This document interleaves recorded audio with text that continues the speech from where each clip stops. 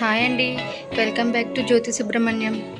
ఇలా బీరకాయ పప్పు ట్రై చేసి చూడండి, ఎంతో రుచిగా కమ్మగా ఉంటుంది. పప్పును 2-3 సార్లు శుభ్రంగా వాష్ చేసుకోవాలి.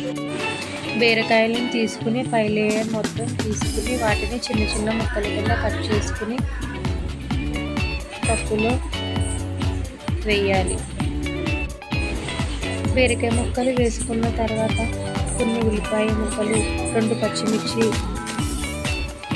కొన్ని టమాటాలు, కరివేపాకు, సరిపడా పసుపు, ఉప్పు, తగినంత కారం, కొంచెం చింతపండు, తగినన్ని వాటర్ పోసుకొని మిక్స్ చేసి స్టవ్ ఆన్ చేసి కుక్కర్ పెట్టి 7-8 విజిల్లు వచ్చే వరకు ఉడికించాలి. తర్వాత కొంచెం షుగర్ వేస్తే బాగుంటుంది.